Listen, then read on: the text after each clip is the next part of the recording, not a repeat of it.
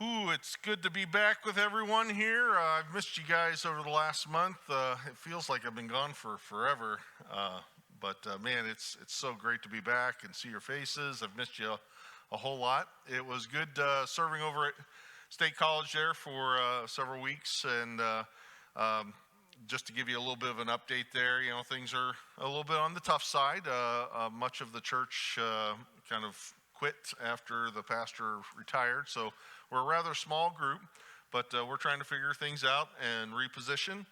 And one of the things that I shared with them is from the parable series that we looked at here last year, the one about the mustard seed and the yeast, the small things that grow, of going, that's anchored in the Old Testament saying from one of the prophets of going, who despises the day of small things? God works best maybe in small things, because it's going to obviously be him if this church really kind of gets their footing and discovers a future of ministry over there. So we're continuing to work at it. Now, Bob and Eileen, I've heard very good things of their time here, and they're switching over, and they're going to be serving over there for the next 4 weeks while I'm here. So thank you for your patience with that. Continue to pray for the State College Church and just discovering kind of the future that God has for them.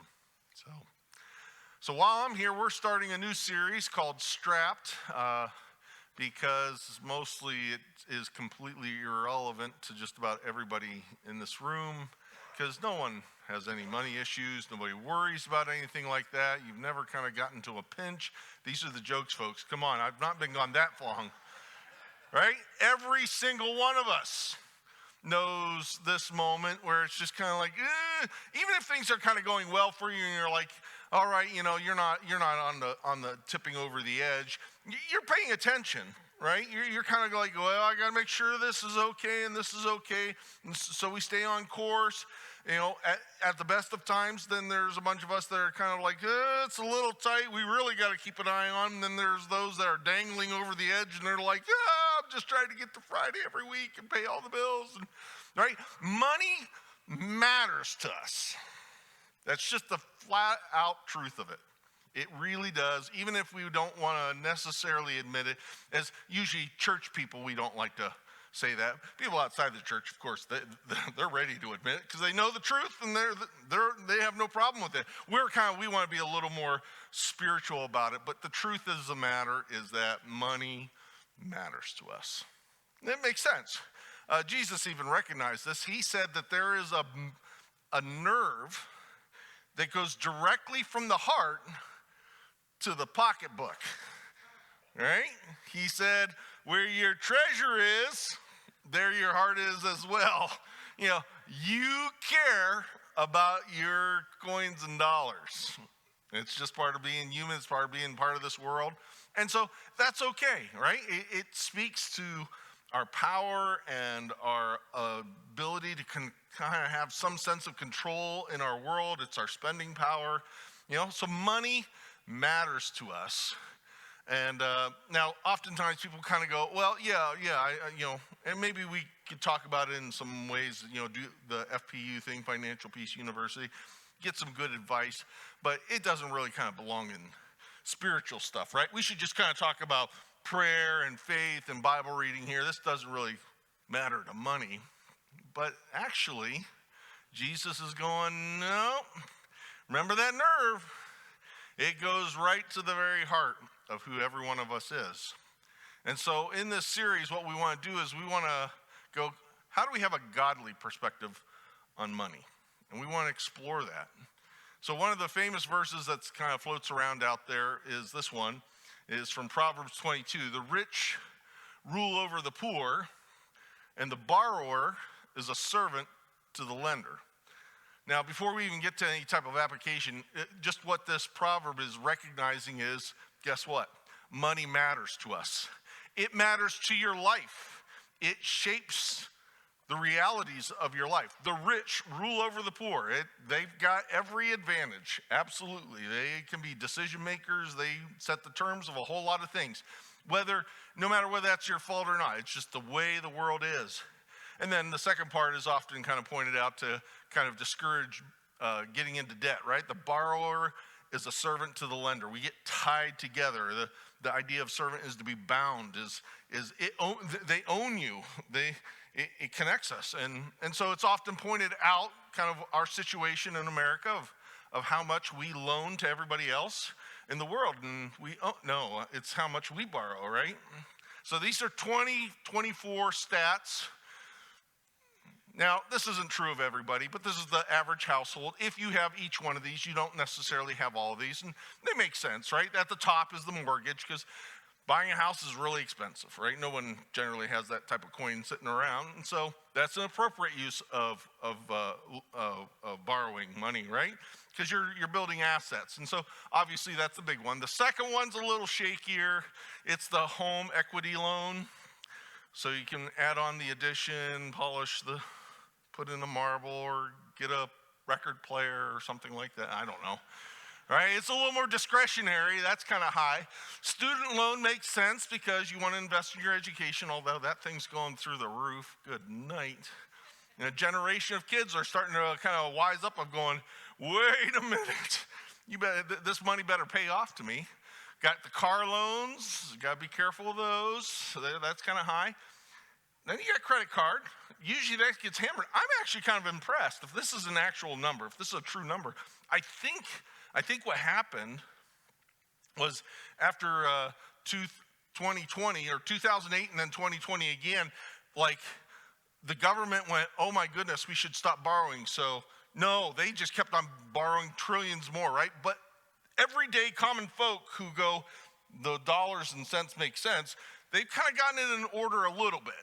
I'm sure there are people still out of control, but that's a pretty hefty drop from the auto loan. And then you got the other ones, right? Anyways, the whole point of it is, look, we've got loans. That's how you operate in this culture, in this society. There's no Haitian that's carrying $100,000 in loans. But to be an American, that's our badge of honor, right? And so we have this issue, and so we're going to talk about that, just going, what's the wisdom of that? How should we kind of handle those things? But there's another part of this that you well know is something that's been happening in the last 4 or 5 years since 2020, right? Is inflation. I've got a chart to show you exactly what it's been doing. Even the birds are going, forget it, we're out of here, right? Like, it's crazy. It had nothing to do with you. You could be the most conservative, wise person with your money, and I'm telling you what, you have lost in the last 4 or 5 years. You could be somebody that's kind of middle of the road. And now, you know, if you're conservative, maybe you go, I've had enough margin that I'm okay. Then you got the middle of the road person that's going, I'm doing all right. I'm kind of keeping this together. But it's like, now I've been pushed to the edge. Some of you have already were kind of dangling on the edge. And all this stuff has been going crazy. And so you're way over the edge now, if not falling down.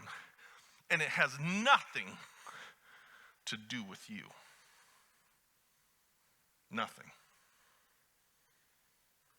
So anytime we want to talk about money, yes, we're going to talk about God's wisdom.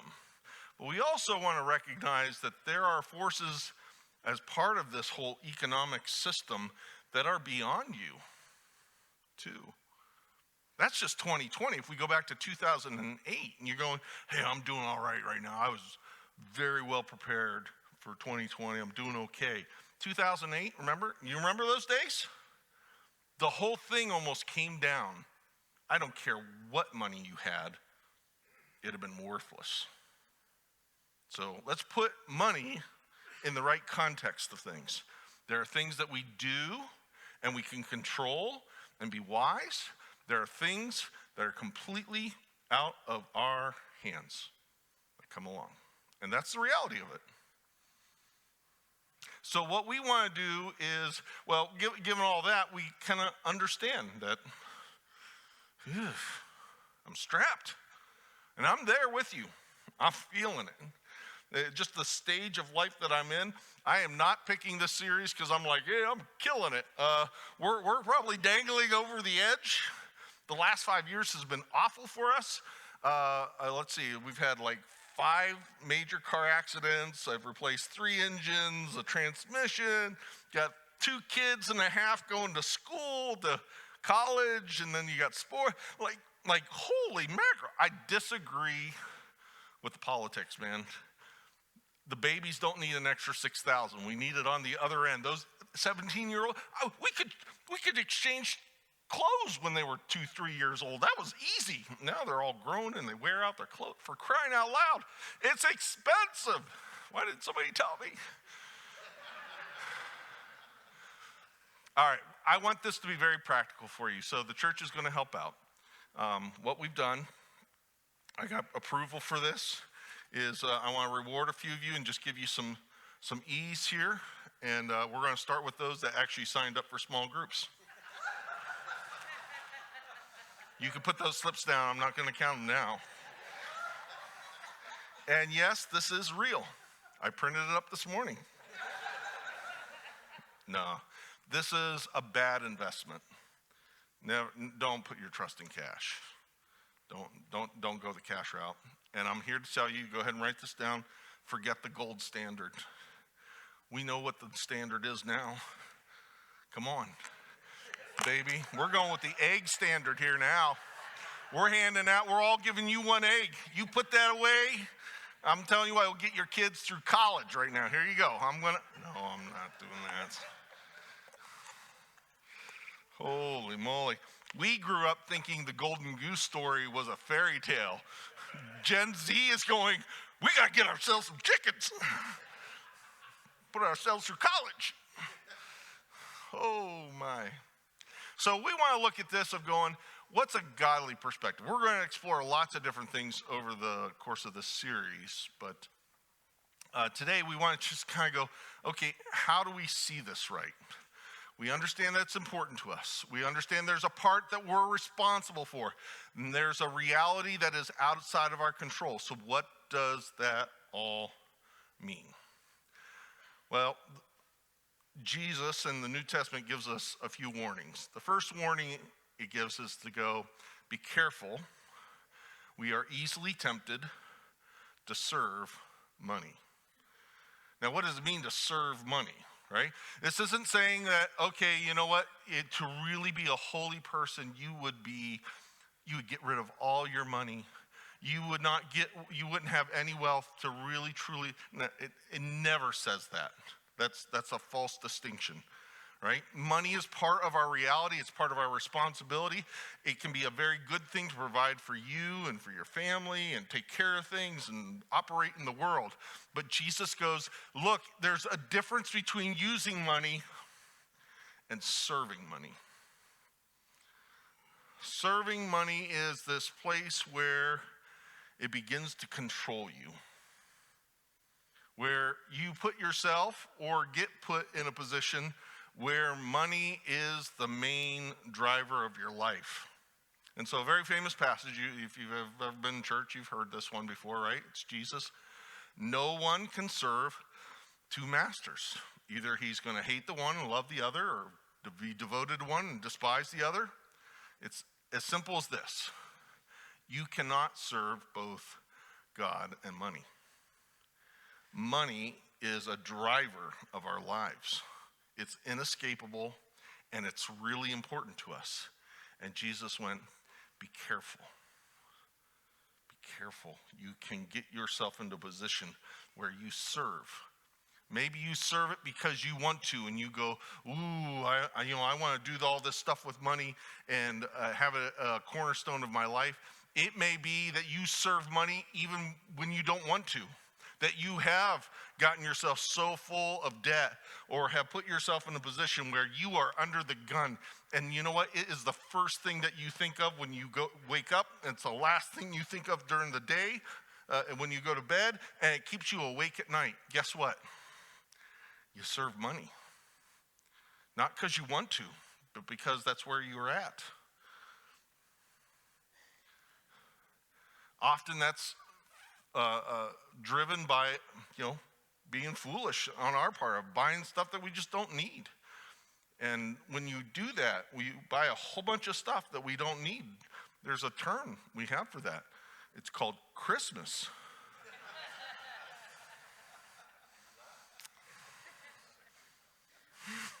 It's good for the economy, though. So keep buying, right? But Jesus goes beyond this of going, okay, there's this level of where you serve money, where it is this major factor and it controls you, absorbs you.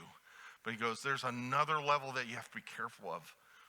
And it's that we are tempted to then love money. And I know you just kind of went, I don't think anybody here is from Wall Street, right? Those are the people that love money.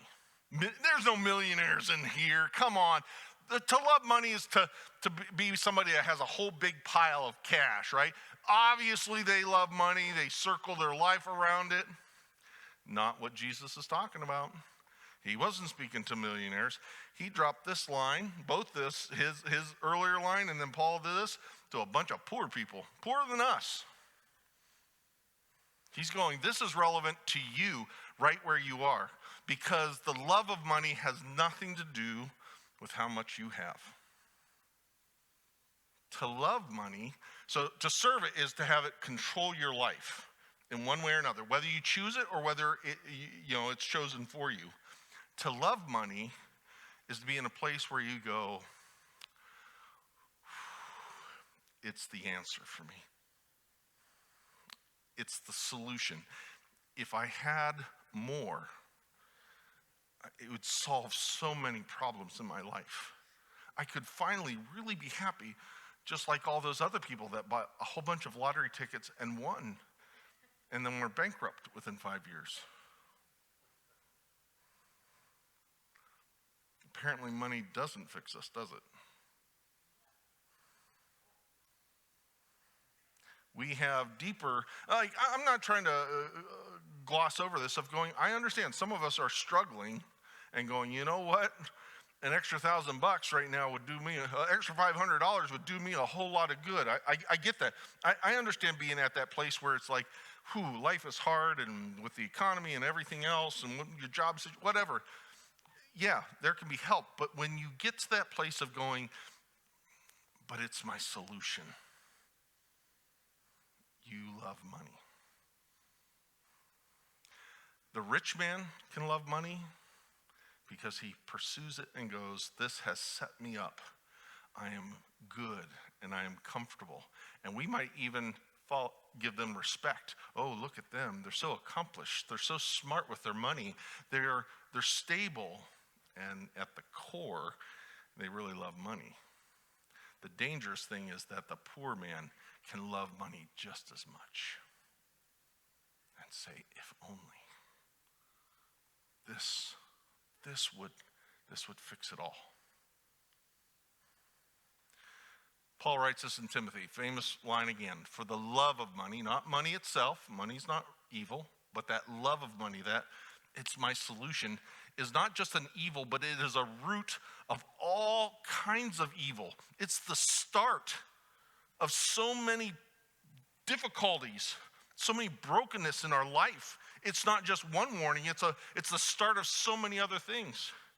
He goes on, look, some people, eager for money, loving it, it's my solution, have wandered from their faith. We talked about that last week, right? Gabe did, of going, be careful of doubts. Doubts can be used in a good way, but you can use it in a destructive way and destroy your faith. And we're like, oh yeah, all right, yeah. Paul's going, watch out, money can do the same thing. If you love it, if it's your answer.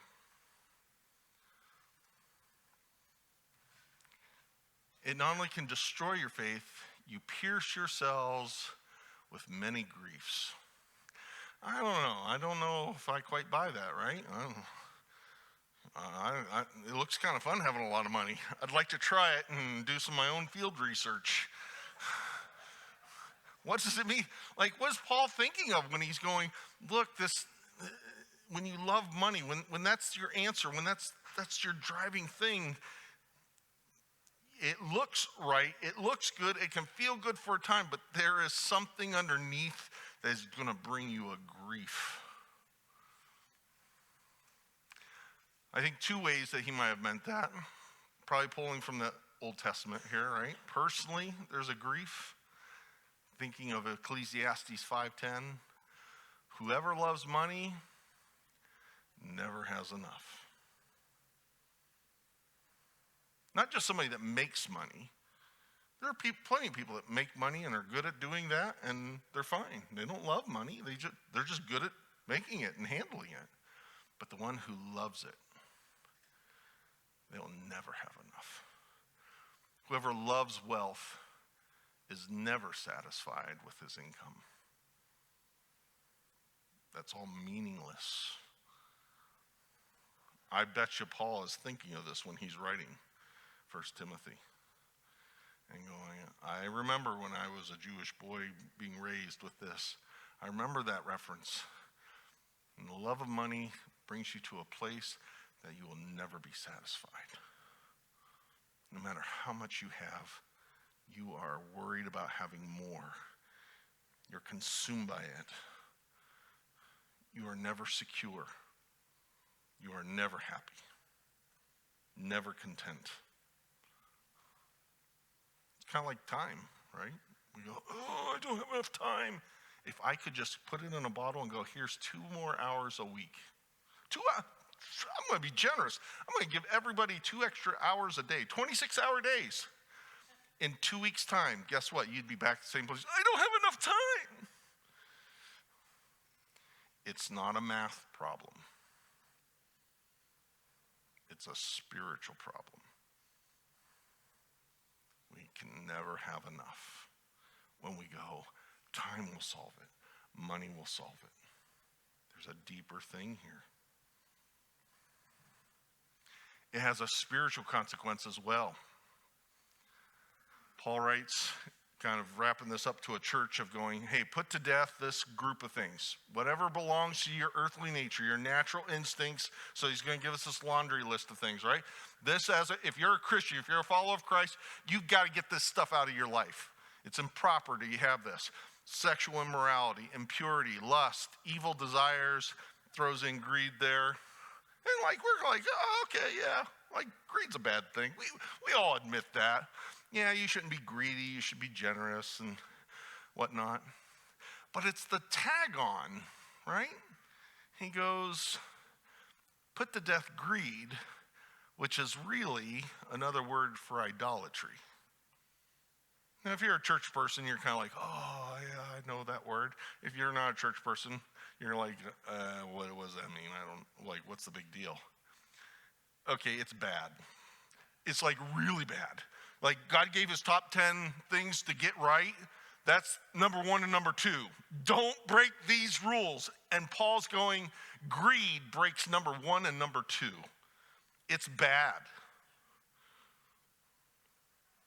Because when you put the love of money in your life, when it's deep in your heart, it makes you greedy, because greed is about me and how I relate to my money and what I own and what I possess and how it's my answer. You really have destroyed your relationship with God. Don't tell me how much you pray. Don't tell me how much you read the Bible or go to church. If greed has your heart, you don't have God.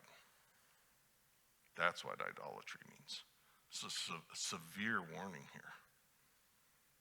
That's how deep this love of money goes. It wrecks us personally. It wrecks us spiritually. It blows it all up. That's why it warns us. Don't serve money. And don't go to the place where you love money. Dangerous.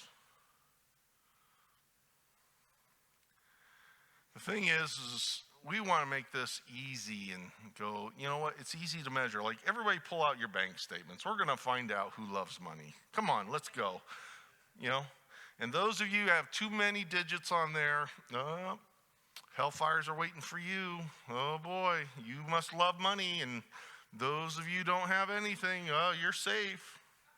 No, you can't measure these things by what you have or what you don't have. They are heart issues.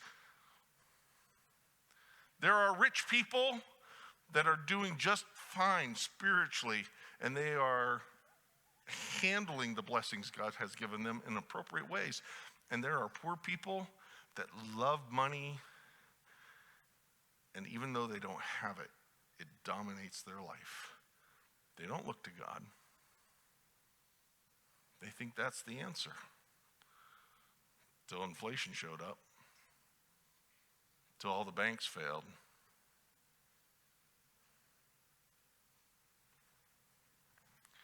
It's really more measured in the getting and the keeping and the spending and why you do that. Why do you work the second, third job? Maybe it's appropriate. Maybe it's answering a question that God needs to answer in your life. It's right to save, but do you only keep it for yourself? Is it really about you? Are you living completely insecure, even if you have more than enough? Because if you love money, it's never enough. In the spending, what you spend it on, what you give. None of us can look at somebody else and go, aha! These warnings are for each of us to look into our own souls and go, all right, what's the truth? Because I'm telling you, none of us are going, oh man, I love money. It's better than my spouse and my kids and I just love, we're not going to say that. But at the same time, it can be true.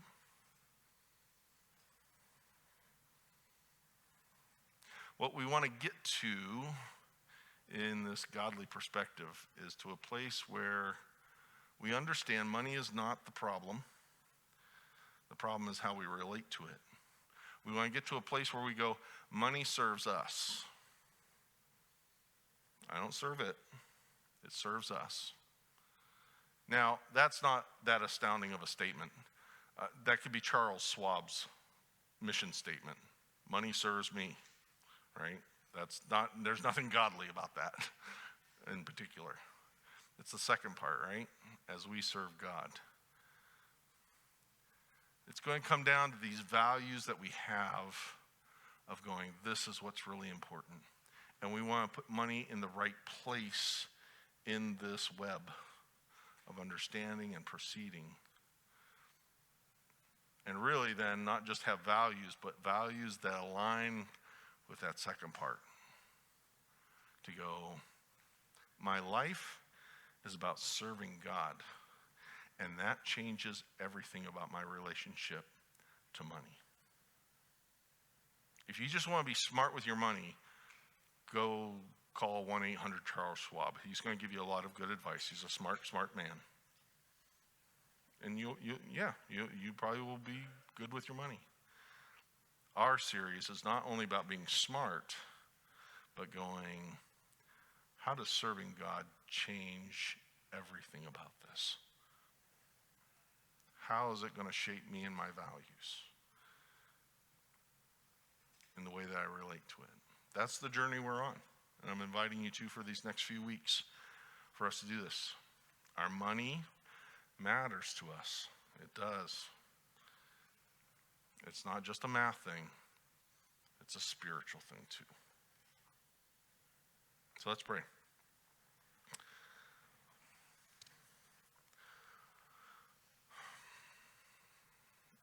Lord, in our quiet moments, in the dark of the corner, maybe at the desk that we pay our bills, we feel it, what our money means to us. Maybe we're good. Maybe we're a little scared with how much it drives our life. Lord, we want to hear your warning in our ears. And we want to perk up and open ourselves up to your wisdom over these next weeks to say, realign me, realign my family with the way that you want this done, with your wisdom, because you are our answer. You always have been, and you will always be. And in fact, you're the only answer really on the table anyways. So speak to us and lead us. Give us the courage to do some gut checks over these next weeks. and come into your good place of wisdom and blessing. Amen.